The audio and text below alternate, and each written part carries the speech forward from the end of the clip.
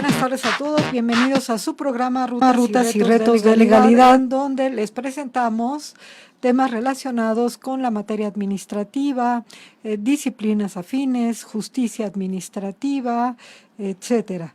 Esta vez vamos a platicar sobre un tema muy interesante que es la nacionalidad mexicana. Para ello hemos invitado a un docente de la facultad, gran especialista en temas migratorios, con toda la experiencia práctica también en estos temas, el maestro Andrés Rivero, quien es licenciado en Derecho por la UNAM, maestro en Humanismo y Culturas por el Instituto Cultural Helénico, con mención honorífica, y como lo había mencionado, es abogado litigante en materia de migración y nacionalidad, miembro de la Asociación Programa Casa de Refugiados y miembro del Ilustre Nacional Colegio de Abogados. Como les había mencionado, las materias que imparte en la Facultad de Derecho son Derecho Internacional Privado 1 y 2 e Historia del Derecho Mexicano. Buenas tardes, maestro. Buenas tardes, doctora Sonia, gracias por la invitación. Y sobre el tema, pues bastante interesante últimamente. Ajá. Sí, yo creo que pues de siempre nos surgen por ahí muchas dudas. Maestro Andrés, quisiera que en esta primera intervención nos introdujera un poquito al tema, considerando, pues usted conoce la naturaleza, ha estado del otro lado del micrófono, diríamos, la naturaleza de nuestro auditorio, alumnos, docentes, público en general, entonces ir como que de lo más ligerito, plantear un poquito el tema. Claro que sí. ¿Nos puede apoyar con esto, por favor? Sí, claro que sí. Bueno, siempre cuando hablamos de nacionalidad, pues tenemos que definir qué es la nacionalidad. Nacionalidad es un atributo que otorga el Estado para poder tener esa unión con las personas que nacen o se naturalizan con el Estado. ¿Qué es el atributo? El atributo es una cualidad que da el Estado en la cual puede otorgar la nacionalidad. Tenemos 4 atributos en la actualidad. El más conocido es el atributo de ius sanguinis, que es el atributo que es la nacionalidad por sangre. Yo digo que es la nacionalidad por herencia. Ya sea que nace en un territorio, pero tiene la opción que sus padres, si son de otra nacionalidad, poder adquirir esa nacionalidad. A ese puede decir que es un principio en la doble nacionalidad, porque te lo voy a explicar. Sí, claro, sí. Esos temas son realmente apasionantes y en la práctica pues controvertidos, ¿no? Claro, pues tenemos el atributo de ius solis. El ius solis es el atributo de la persona que nace en el territorio de un estado. Sí, ahí prácticamente no hay vuelta de hoja y reconocida en todos los sistemas, ¿verdad? Así es, y inclusive no importa de dónde sean los padres. Claro. Tenemos, a partir de los años 50 en adelante del siglo pasado, se estableció el ius domicilii. El ius domicilii es aquel atributo de la nacionalidad en la cual se le va a otorgar a un extranjero que lleva ya un cierto tiempo viviendo y radicando en un país. Puede ser en algunas legislaciones, pueden ser en 2 años, otros pueden ser 5 años, otros pueden ser 10 años. Y es una cuestión interesante porque un extranjero o un inmigrante que llega ahí y queda ya después de 2 años, pues se va haciendo más de ese país. Y es la cualidad que puede tener, que a través de un tiempo domiciliario o viviendo ahí, pues puede adquirir la nacionalidad. Lo normal en esos casos es primero adquirir la residencia y posteriormente ya la nacionalidad, ¿verdad? Actualmente nuestra legislación migratoria nos habla de una residente temporal y una permanente. La temporal son aquellas personas que viven por un tiempo determinado, pero hay una cuestión interesante. Si un extranjero acá con residente temporal tenga un hijo mexicano, puede pasar a la permanente. Y muchas veces pueden en 2 años adquirir la nacionalidad mexicana conforme a la ley de nacionalidad y naturalización. Cuando ese se le puede llamar una nacionalidad privilegiada. Que también dentro de eso podemos tener por matrimonio, por aportación científica al país, por tener hijo mexicano. Y lo que la ley de nacionalidad y naturalización nos habla de una nacionalidad ordinaria es aquel extranjero que no tiene ningún vínculo con mexicano, pero ya tiene una residencia permanente y ya cumplió el término. Hay que decir claro, no es obligatorio que se naturalice, Puede ser una persona, puede llevar 20, 30 años acá y no quiere naturalizarse. Sí, sí, sí. Y el último atributo de la nacionalidad es el atributo de jus optandi. Este es muy reciente. Sí, no, yo no lo había escuchado. Eso se utiliza mucho en la Unión Europea. Le voy a explicar mejor con un ejemplo para entender. O sea, podemos ser que una persona es de nacionalidad española, su esposa es de nacionalidad italiana, se radican por cuestión de trabajo en Holanda y tiene un hijo holandés.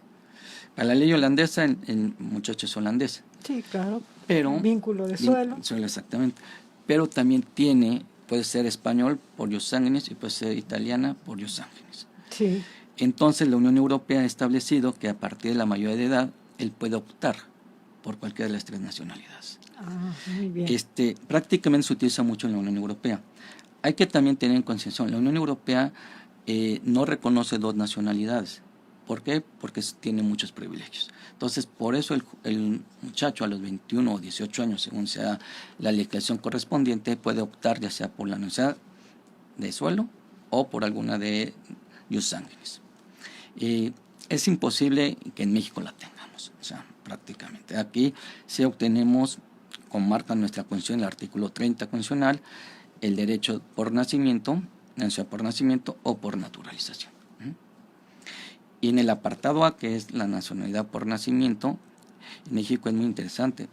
Primero nos dice, puede ser mexicano los que nacen en territorio mexicano. Sí, o sea, sí. Yo solis, no importando que los papás sean extranjeros. Sí, no importa. Exactamente. El segundo puede ser los mexicanos nacidos en el extranjero de padres mexicanos. Entonces ahí estamos ya hablando de una doble nacionalidad, un concepto de una doble nacionalidad. Sí. ¿Por qué? ¿Y qué tan problemático es esta situación de una doble nacionalidad o sí. trae ventajas al sujeto? Creo que... ¿Qué implicaría? ¿Qué derechos le daría el hecho de tener una doble nacionalidad?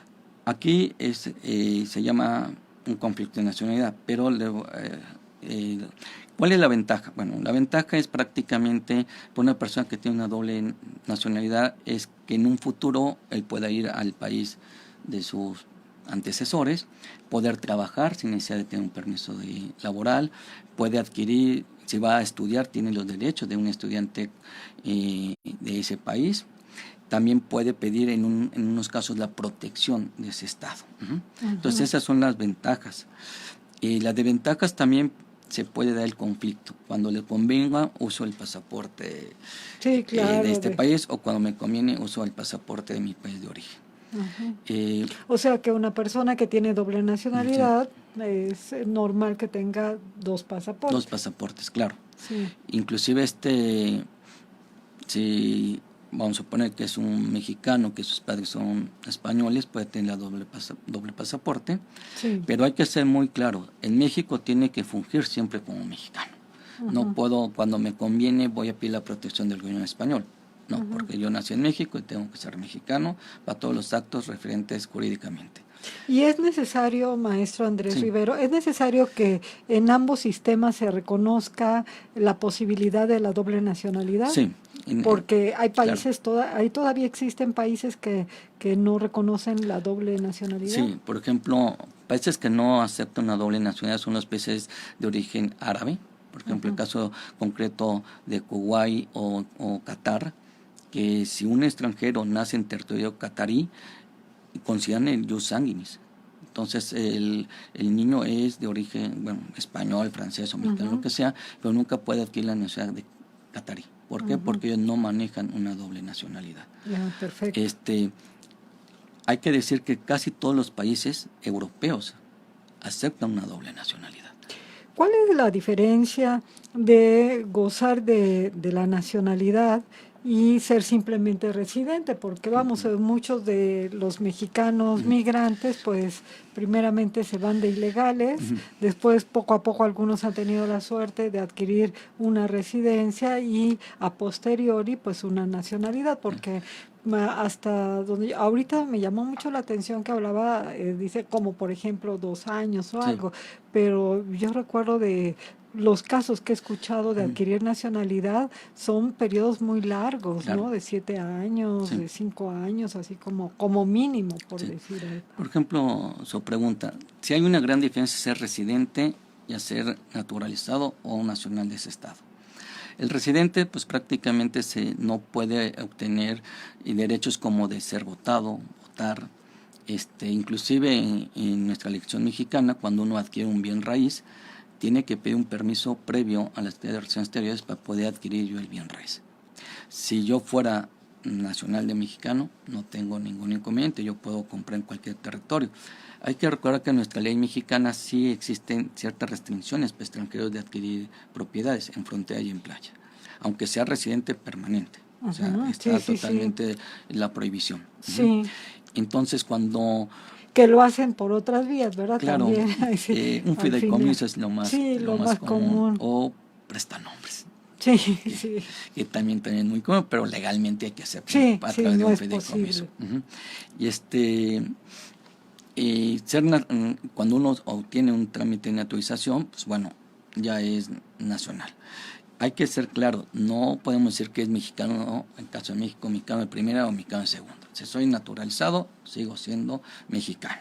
O sea, claro, hay ciertas cuestiones que se puede perder la nacionalidad cuando soy naturalizado. Ya en nuestra legislación, en la época de Zedillo, hubo una reforma en el artículo 32, en la cual establece que siendo mexicano por nacimiento no se pierde. No puedo perder la nacionalidad mexicana. No solamente en México, en algunas legislaciones como en el caso de Colombia, España y muchos países sudamericanos establecen eso. O sea, esa es una ventaja porque yo nunca voy a renunciar a mi nacionalidad de origen. Puedo adquirir otra. Como usted comentaba de los años, hay que ver la legislación de cada estado. Hay estados que, por ejemplo, en Estados Unidos sí hay que pasar un periodo un poco largo, ser residente, después adquirir la Green Card y posteriormente él puede adquirir la nacionalidad norteamericana, cumpliendo los requisitos que establece la ley en Estados Unidos. En México prácticamente se establecen estos dos principios, que puede ser 2 años cuando son de origen iberoamericano, que son, por ejemplo, la ley establece que son consideramos privilegiadas, que es toda Latinoamérica, España, Portugal, Brasil, que se le están dando por 2 años, porque supuestamente tenemos una similitud. Ese es reciente, fue una modificación prácticamente en la ley de migración, que la ley de naturalización se va a adaptar. ¿Y es recíproca, por ejemplo, en el caso de mexicanos que se van a residir a España, adquieren su nacionalidad también a los 2 años? Tienen la opción de adquirir su nacionalidad. Sí, pero España tiene acuerdos con países iberoamericanos de adquirir la nacionalidad. Desgraciadamente en México no hemos firmado ese convenio. Pero sí en la ley española se puede decir que si siendo origen iberoamericano se puede adquirir la nacionalidad. En España igual ya sean 2 años, pero tienen que tener un trabajo fijo, comprobar que tiene ingresos o en su momento casarse con ciudadana española y la puede adquirir. Pero el trámite es principalmente, se solicita en España, se hace ante el tribunal, y ahí es lo que lo va a establecer. Pero también puede ser discrecionalidad. Hay que recordar que lo que es la materia migratoria y la materia de nacionalidad se llama discrecionalidad de la autoridad. La autoridad puede decir sí o puede ser que no. O sea, es una facultad discrecional el otorgamiento de esta nacionalidad. Aunque yo tenga todos los requisitos. Aún cuando tuviéramos todos los requisitos. Bueno, entonces aquí ya es interesante porque es un caso de discrecionalidad en donde pues simplemente la autoridad decide, no obstante que se cumplan los requisitos, porque lo normal es que cumpliendo ciertos requisitos vendría como consecuencia, ¿no?, la obtención de la nacionalidad. Por ejemplo, aquí en México, tanto en la materia migratoria como en la materia de nacionalidad, se hace ante las autoridades administrativas respectivamente, ya sea el Instituto Nacional de Migración o la Secretaría de Relaciones Exteriores, en su Departamento de Nacionalidad y Naturalización. ¿Y qué tan detallado, qué tan complicado son estos procedimientos? ¿Cómo tendríamos que empezar a ver también, como para que los alumnos se vayan animando a adentrarse en esta área, ¿no? Que no todo es derecho civil y penal, ¿no? Exactamente. Bueno, no porque sea malo. Claro. el procedimiento es el siguiente, ¿okay? Una vez que la persona cumpla ya sus 2 años, sea de origen iberoamericano o 5, si es o de origen, que no sea privilegiada, hay que acudir primero al Instituto, perdón, a la Secretaría de Relaciones Exteriores, se llena una solicitud de trámite que ahí le van a pedir cómo se van a naturalizar. Puede ser por tiempo, por hijo, por esposo, por aportación científica, o por tiempo. Entonces ya tengo eso, tengo que llevar mi pasaporte, que esté vigente, mi documento migratorio en el cual me está estableciendo que ya tengo residencia en México. Hay que solicitar ante las respectivas autoridades los antecedentes no penales, tanto federales como locales. Una vez que ya tengan eso, su CUR, le estoy dando las características generales, sí. Y muchas veces se pide un flujo migratorio. Esto es establecer que el extranjero no haya tenido más de 180 días fuera del país, porque si lleva más de 180 días no va a proceder la naturalización. Sí. Una vez que tenga eso, se hace un examen de conocimientos históricos, ¿Qué tan riguroso es? Bueno, hace 2-3 años había una guía que publicaba de Relaciones Exteriores. Entonces uno estudiaba la guía de las 100 preguntas, pero a partir de hace 2 años le dicen que hay que sacar los temas por su página de internet de la Secretaría de Relaciones Exteriores, hay que estudiarlo y hay que presentarse por su cuenta, sí. Y en caso que no fuera iberoamericano y tuviera hablar inglés, francés o otro idioma, al momento de que están revisando la documentación empiezan a hablar con el extranjero para ver qué tanto tiene el dominio de idioma castellano, en español. ¿Es un elemento que cuenta mucho? Claro, sí. Y hacer el pago respectivo de derechos. Una vez que se acredita prácticamente el examen, pues se puede decir que en 6 meses la autoridad le va a otorgar ya la naturalización. Ese es el procedimiento que se lleva ante el Secretaría de Relaciones Exteriores. El Secretaría de Relaciones Exteriores va a pedir informes al Instituto Nacional de Inmigración y le va a pedir todo su expediente migratorio para checar realmente que ha sido continua su estancia en México, que no haya tenido una deportación o que hayan tenido algún problema administrativo. Si pasa en eso, pues se puede decir que prácticamente se lo otorga. Una vez que lo otorga la Secretaría de Relaciones Exteriores, da un citatorio, acude el extranjero con su pasaporte y su documento migratorio. Lo que hacen, cancela el documento migratorio y lo va a notificar al Instituto Nacional de Inmigración. El pasaporte no se lo quita, pero le establecen que no pueden utilizar el pasaporte de su país de origen porque ya es mexicano. Y se le hace firmar un documento que se llama renuncia de nacionalidad. Eso es cuestión muy interesante porque muchos extranjeros no la quieren firmar. Sí, claro. Tienen miedo de que, oiga, si ya renuncio voy a perder la protección. O la otra nacionalidad, la otra nacionalidad.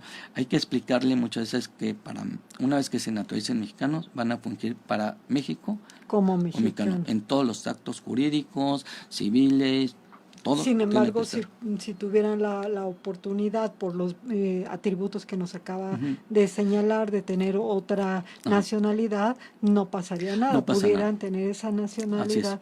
Claro, porque de otra suerte, pues cuando les conviniera dentro del territorio serían mexicanos y cuando no serían extranjeros, ¿no? Exactamente. Inclusive hay muchos países que aceptan la doble nacionalidad. La mayoría, y le dice, yo creo por que ejemplo, ¿no?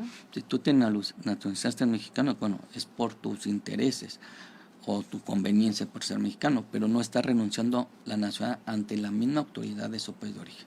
Sí, eso es muy importante, muy importante, porque sí, verdaderamente cuando se habla de la renuncia a la nacionalidad de suelo, pues muchas veces hasta son mal vistos por sus paisanos, ¿no? Claro.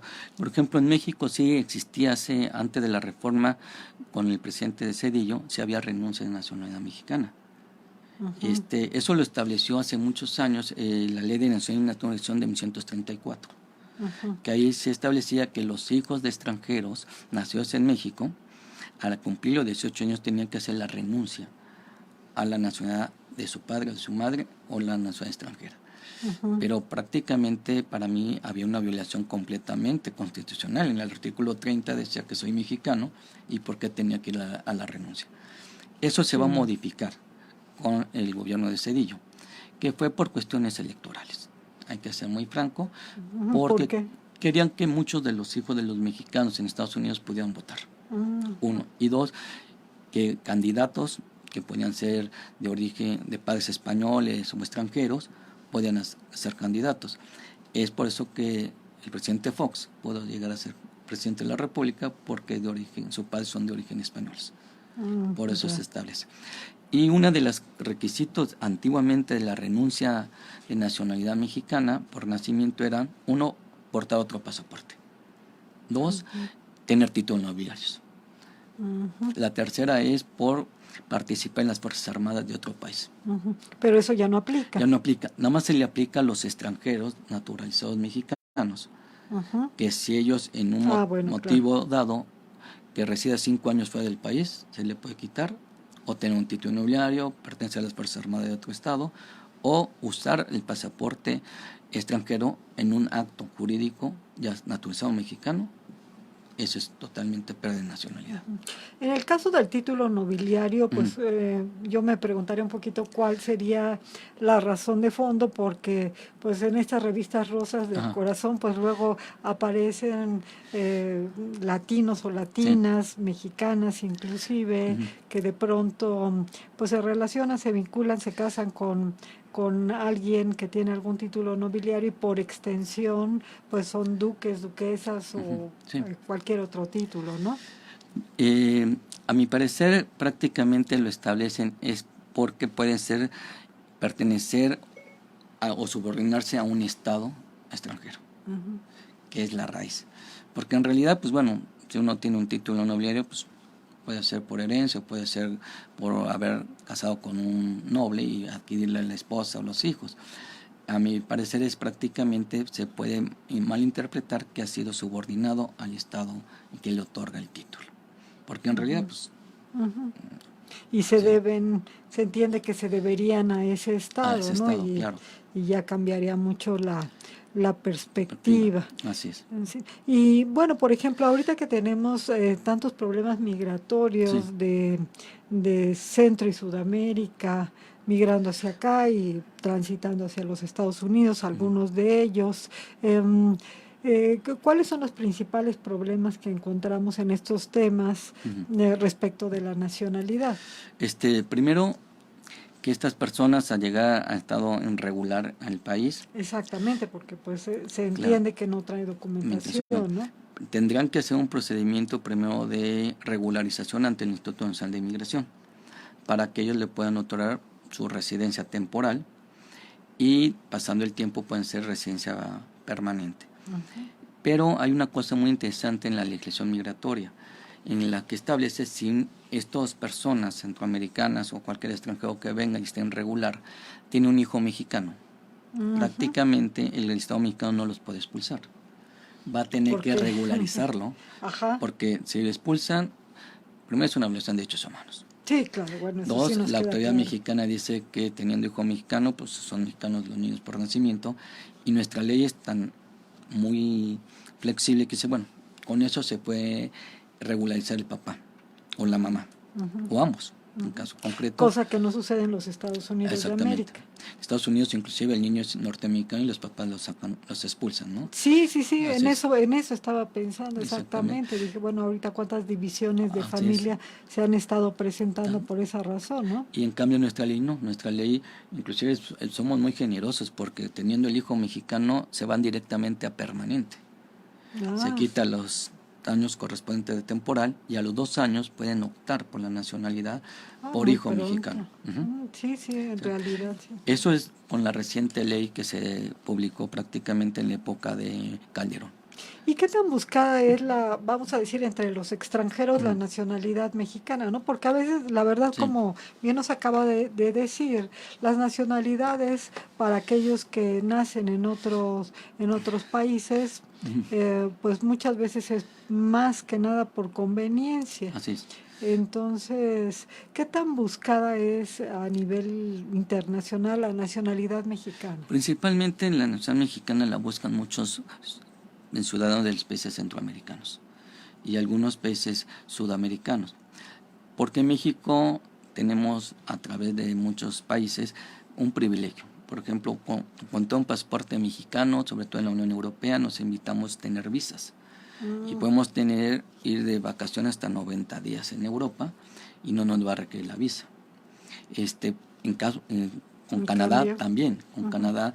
Una época tuvimos ese bueno, conflicto. hay algo ahora que Sí, se llama un permiso, ¿no? así es. Pero prácticamente es un trámite, Es un ¿no? trámite. Electrónico, ¿no? Así es.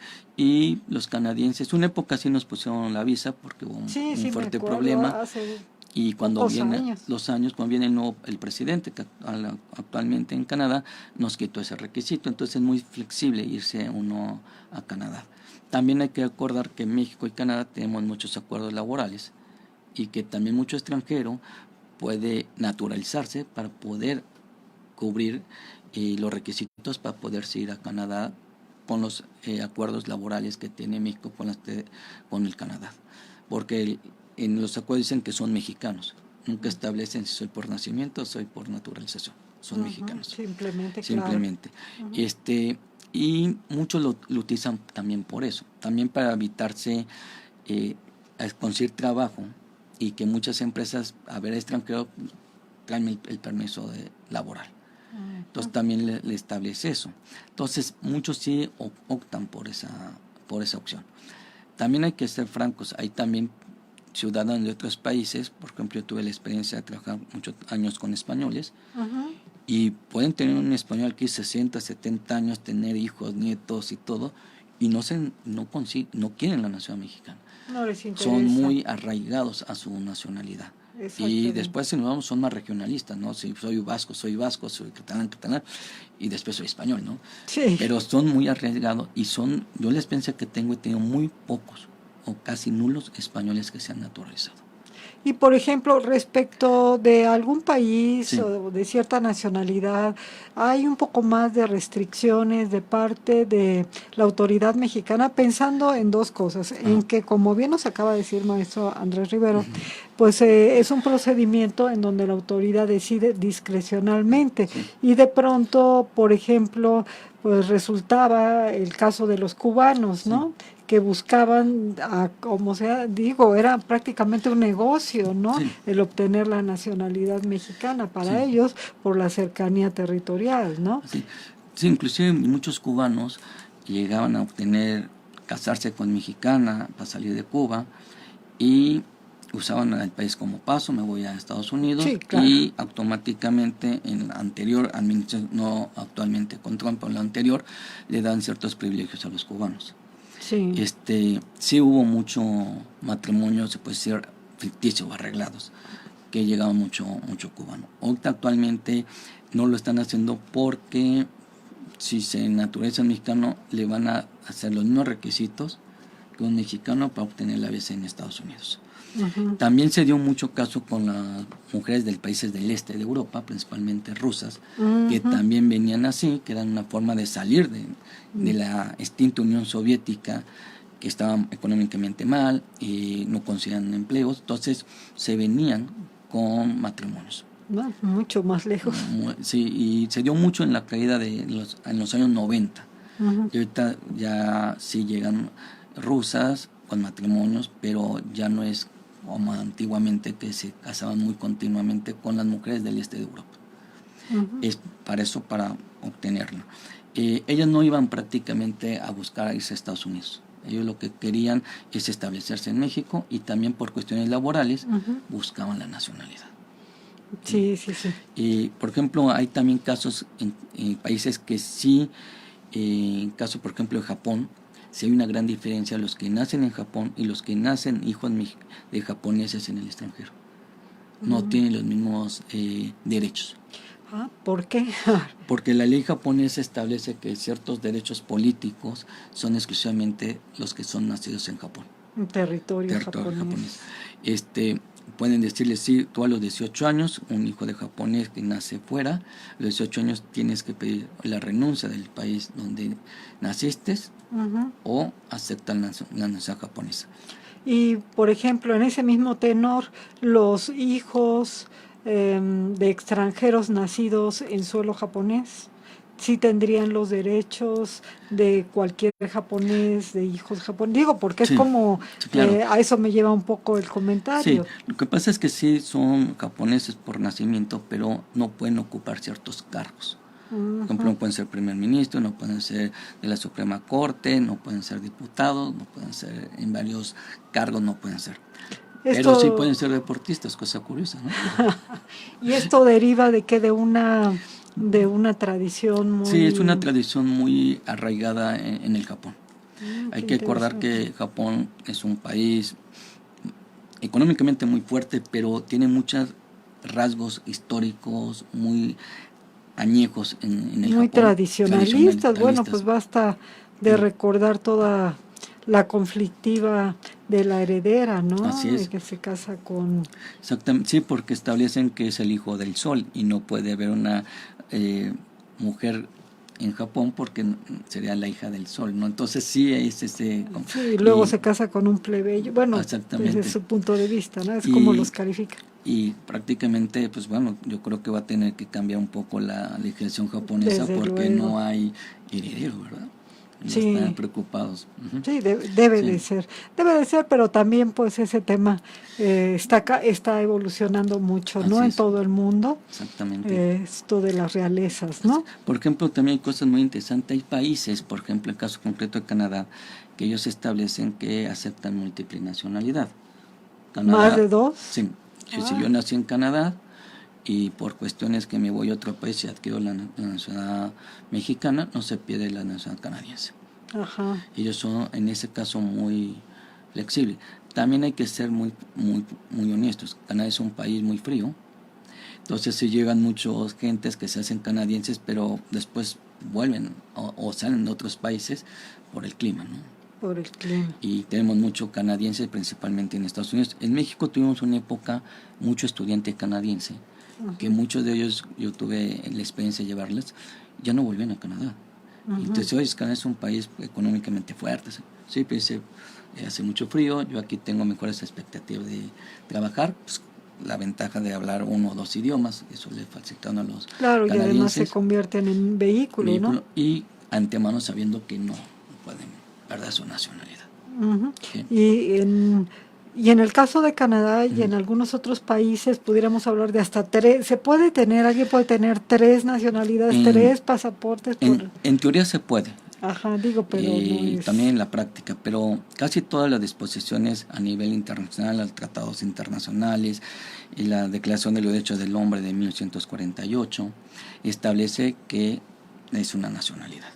Después muchos países han optado por la doble nacionalidad, pero sí ha habido casos que una persona puede tener tres nacionalidades, pero tiene que siempre utilizar una, al máximo dos, ujú, sí, porque claro, sería mucha sería, ventaja en un momento dado, ¿no? no, y sería además sumamente complejo, ¿no? Así El es. estar, sí.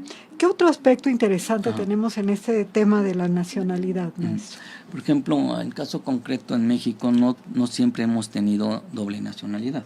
No, no, claro que no, Este, pues es relativamente es reciente reciente, comparado con otros países. claro.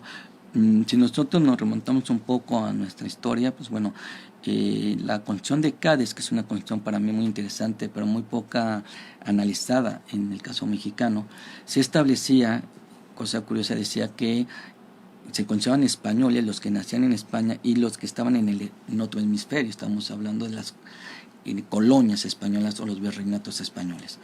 A la independencia de México, uno de los primeros estatutos que marca una doble nacionalidad es el Estatuto del Imperio de Iturbide.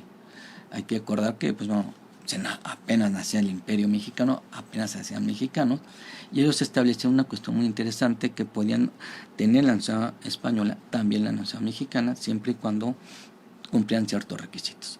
Ya a partir de la de 1824 en adelante ya se va a suspender prácticamente una doble nacionalidad.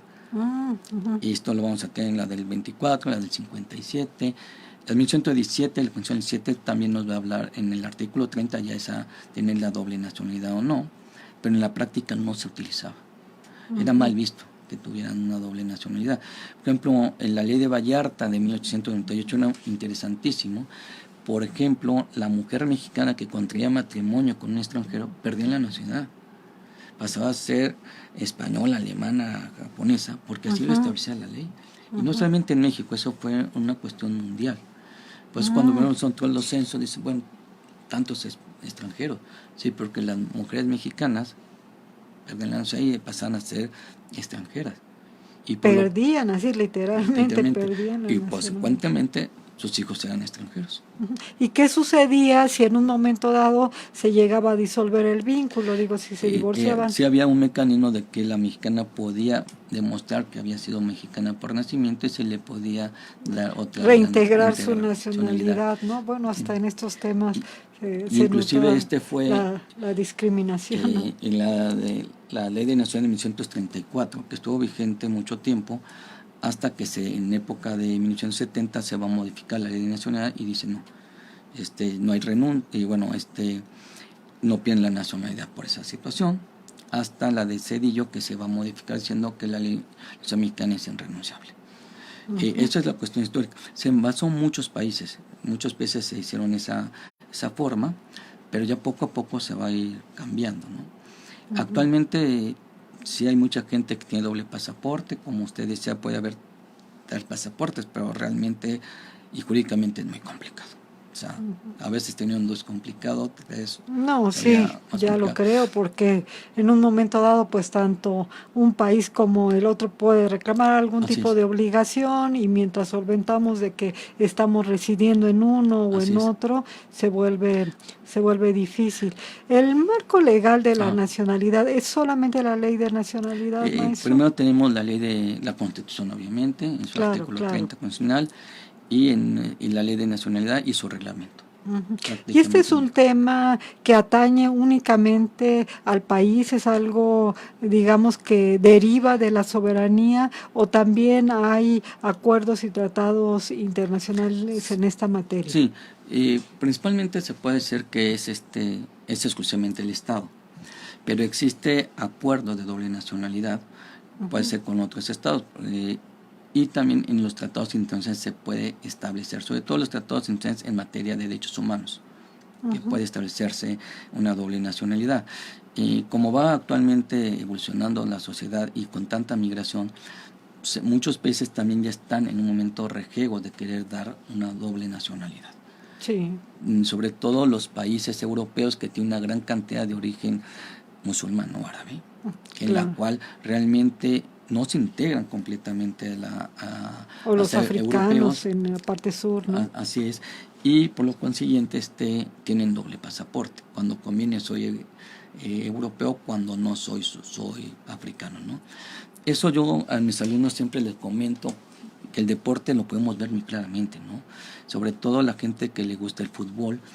Yo les invito a veces a ver la liga francesa y vamos a ver equipos de fútbol de Francia que todos son de origen africano, con pasaporte francés, y cuando viene el mundial encontramos a este jugador defendiendo los colores de Ghana o de Camerún, ¿no?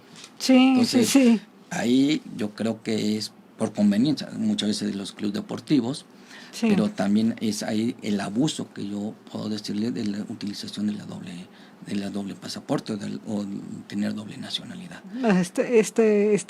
Estos ejemplos están muy interesantes porque yo creo que a los alumnos que nos están escuchando, a los maestros que les gusta el fútbol, pues podrán visualizar claramente eso. Sí es cierto, llama mucho la atención como de pronto, pues bueno, hasta los mismos equipos españoles que tienen gran cantidad tienen a todos los futbolistas top, pero en los mundiales pues regresan a sus equipos de nacionalidad. Por ejemplo, un caso concreto es Alemania, ¿no? Alemania siempre hemos dicho que son arios, muy rígidos en adquirir la nacionalidad, ¿no? Principalmente prefieren mejor el jus sanguinis, pero en unos mundiales para acá hemos tenido que una gran cantidad de jugadores alemanes son de origen turco.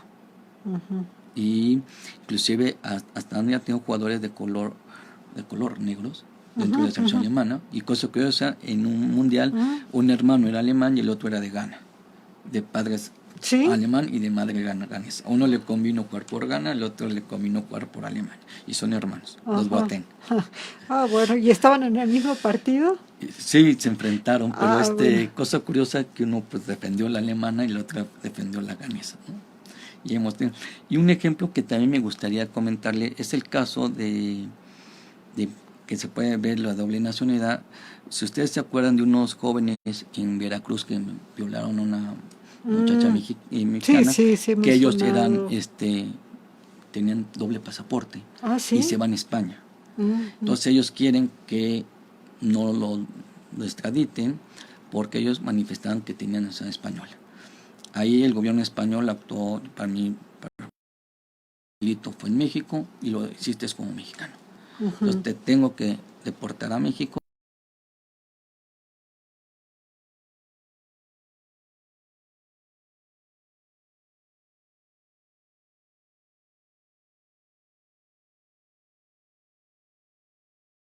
Sí, desde luego.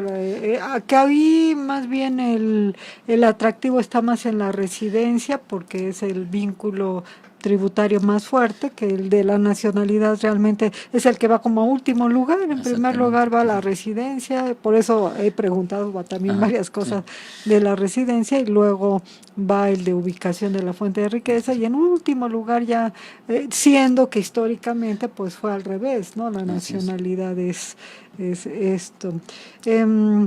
La nacionalidad de las personas morales.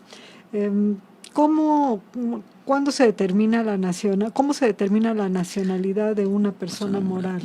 Hay varios criterios que hay que decir.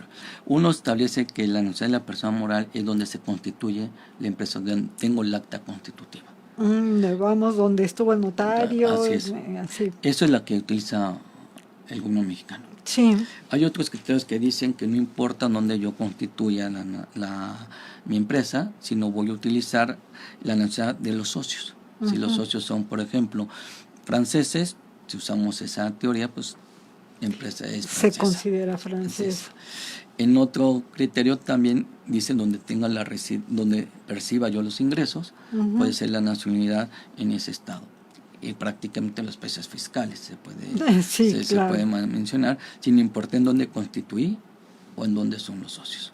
Sí, porque ahí sí estaría como buscada esa parte, ¿no? Aunque pues ya del análisis de los distintos ordenamientos, cada país también aquí sí es muy diferente, ¿no? Y algunos dicen, bueno, donde esté la sede principal de la administración, que también es problemático. En el caso de las embarcaciones, ¿cómo se determina la nacionalidad de los buques? Ese es un tema muy interesante en cuestión marítima. Muy interesante, claro. Porque realmente los buques si usamos donde se hace el buque, pues es la nacionalidad de ese buque. Suponer que el buque se lo compramos en España, en Portugal. Y ese sería la nacionalidad. Pero en la práctica muy común en la materia marítima y naviera es comprar bandera. Son países que económicamente le conviene vender su bandera porque fiscalmente tengo mejores beneficios o son menos restringidos y bueno, no me piden tantos requisitos para tener un barco. Entonces utilizan la bandera de esos países. El problema es cuando existe un choque o un derrame petrolero, pues en dónde vamos a estar. Si voy a demandar a donde la bandera o donde hicieron el barco. ¿A dónde habría que demandar? Exacto. A mi punto de vista yo demandaría en los dos, ¿no? por si acaso. Pero por lo general en la práctica internacional se va donde tiene la bandera.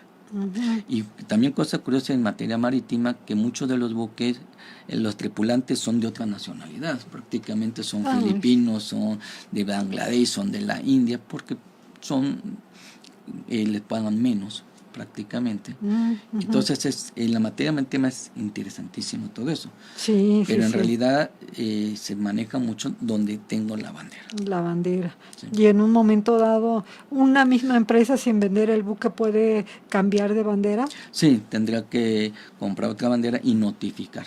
Uh-huh. Que ya no soy, por ejemplo, de Bahamas, ahora soy de Curazao. Uh-huh.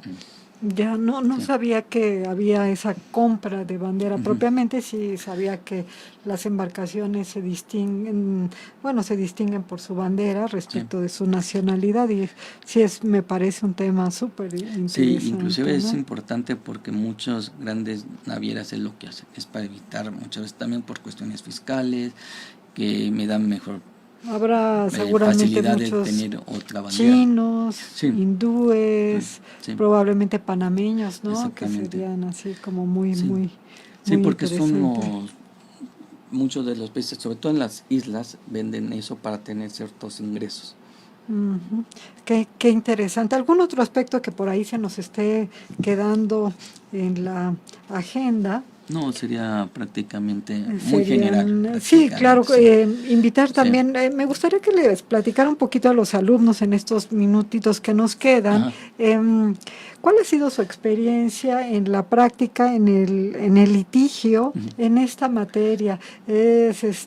¿Cómo surgió, por ejemplo, también su interés por estos temas? Porque, como lo decía yo al inicio de la charla, ¿no? O sea, muchas veces pensamos cuando llegamos al primer semestre que todo es civil, o penal, o constitucional, o laboral, ¿no? Pero creo que estas materias cada día tienen más demanda y también son muy, muy interesantes. Bueno, yo llegué prácticamente circunstancial. O sea, yo cuando entré a la facultad, pues todos teníamos la cuestión de las materias clásicas. Sí, claro. Y yo tuve la suerte, que siempre lo he dicho, que me invitaron a trabajar en una ONG, que en esa época manejamos los programas de asistencia del Alto Comisión de Naciones para Refugiados. Y pues bueno, yo sabía que había documentos migratorios, pero nunca los había visto físicamente y no los había haciendo los trámites. Entonces me invitó un amigo de la facultad, los dos hicimos el servicio social ahí, y fue cuando me interesó muchísimo, porque realmente cuando uno ve al inmigrante, yo trabajé con refugiados, pues es una persona que tiene las mismas necesidades que uno. Sí. Y a veces vienen con muchos problemas por una guerra civil, por una invasión o por violación de derechos humanos. Y pues bueno, simplemente por cómo sucede, ¿no? Que las condiciones de sus países están mucho peor que las y nuestras. Se venían acá. Entonces yo empecé a llevar el trámite primero de refugiados, y después, cuando terminé los 2 años y medio, acabé mi servicio social y después me contrataron. Eso también yo se lo agradezco en ese momento a la que era mi jefe, porque confió en nosotros, en los que estamos en el servicio social, y pues nos dejó, sí, ¿no? Claro. Entonces fue una experiencia bastante interesante. Yo me acuerdo mucho que mi jefe nos decía que no tengamos miedo de presentar los asuntos. Dice, no te preocupes, si te lo niegan o no procede, no te lo deportan, pues son refugiados. Entonces ahí nos dio una gran confianza para nosotros litigarlo. Y después un gran amigo que vive en Estados Unidos, el licenciado Marco Antonio Castilla, que le agradezco mucho también la confianza, él se va a Estados Unidos a una maestría y me deja el despacho. Y me dijo, mira, tú ya sabes, adelante, ¿no? Entonces, pues yo tenía prácticamente 21 o 22 años, recién salí de la facultad, y me encuentro con una de muchos emigrantes, sobre todo españoles. Y trabajé con una cadena de zapaterías española, y bueno, ya ahí ya era diferente, ¿no? Ahora tenía que hacer los trámites de extranjeros, inmigrantes comúnmente, y pues me fue gustando la materia, me fue interesando, empecé a estudiar, mi tesis hice también de cuestiones de inmigrantes, y entonces fue una... ¿Cuánto tiempo lleva, maestro, en este ámbito? Prácticamente empecé en el año 90 hasta la fecha. Pues sí. Y como independiente llevo 20 años. Sí. Y sí les digo a los alumnos, sí es muy bonito ser abogado independiente, pero también tenemos mucha responsabilidad. Sí. Porque realmente cuando un extranjero o un cliente nos confía en nosotros, no podemos echarle la culpa que el pasante fue esto. No. Nosotros nos tenemos que responsabilizar y ir adelante. Y yo a eso me sirvió muchísimo cuando yo estuve en el ACNUR, porque mi jefe siempre nos enseñaba, a ver, interprete este asunto, hace este asunto, pero era ya independiente. Y así fue prácticamente mi carrera. Después tuve la oportunidad de que empresas como ADECO me invitara a ser su abogado. Tuve casi 10 años como abogado de ADECO. IBM también me invitó para hacer los trámites migratorios, Grupo CIE. Y después acabé asesorando órdenes religiosas, porque también los religiosos necesitan documentos migratorios. Sí, claro. Y los dominicos, los pasionistas. Y como yo digo, uno se tiene que apasionar por su trabajo, y a mí me apasiona la materia migratoria. Claro. ¿Y en el caso de los religiosos es diferente o es igual? Prácticamente lo único que cambia es que cuando se hace un trámite de internación o un trámite de renovación de documento, hay que ir a las asociaciones religiosas dentro de la Secretaría de Gobernación para verificar que tengan su AR, su registro religioso ante la Secretaría de Gobernación, y que sean miembro de la congregación a la que pertenece. A partir de ahí, una vez que nos otorgan ellos le dicen la anuencia, en la cual ya se procede igual y comúnmente ante el Instituto Nacional de Migración para el trámite de migración. Y para la naturalización, pues bueno, son los mismos requisitos. Si no hacen excepciones, si son ministros o no son ministros. Muy bien. Sí, y bueno, continuando con la experiencia, digo, sobre todo para animar a los jóvenes. Y por ejemplo, una de que sí les recomiendo mucho es que cuando uno trata con extranjeros, muchas veces aceptan las cosas positivas y las negativas de ellos. Y también es muy bonito porque uno conoce otra cultura. Sí, claro. Lo bonito es ir a viajar, pero si no se puede viajar, teniendo aquí clientes extranjeros, uno va a aprender su cultura, su comida, su idioma, su forma de pensar también. Es interesante hablar con ellos también cómo establecen sus leyes. Entonces, a mí pues me gustó, me apasionó, y he tenido muy buenos amigos extranjeros. He tenido rusos, españoles, inclusive 2 grandes amigos rusos estuvieron presentes en mi examen de grado, ¿no? El doctor Alexander Menchikov, que tuve la oportunidad inclusive de naturalizarlo. Qué maravilla. Y a su esposa. Qué bien. Y todavía lo sigo frecuentando, hablamos. Son amigos. Y eso es muy bonito porque se conoce.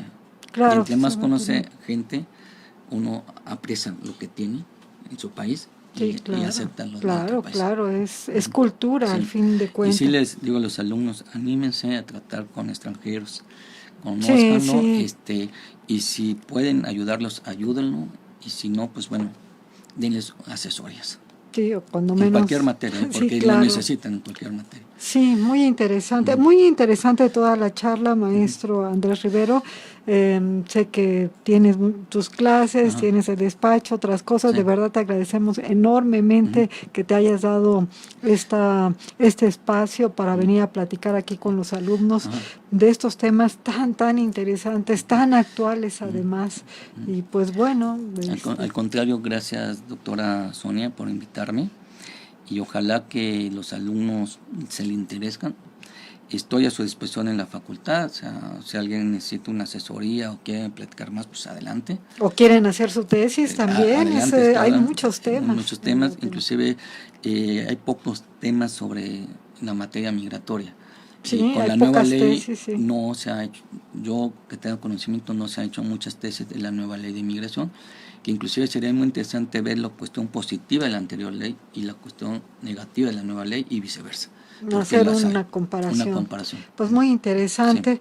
Pues no nos resta más que agradecer nuevamente al maestro Andrés Rivero, desde luego pues a las autoridades de la facultad que nos brindan este espacio para dirigirnos a ustedes y difundir la cultura jurídica, particularmente pues al doctor Contreras. Además felicitar la terna que nos ha enviado el señor rector el día de ayer. Me parece una terna muy equilibrada. Creo que son 3 perfiles altamente competentes y esperemos que gane el que esté mejor preparado para afrontar las situaciones que actualmente vive la UNAM, México y la misma Facultad de Derecho hacia su interior.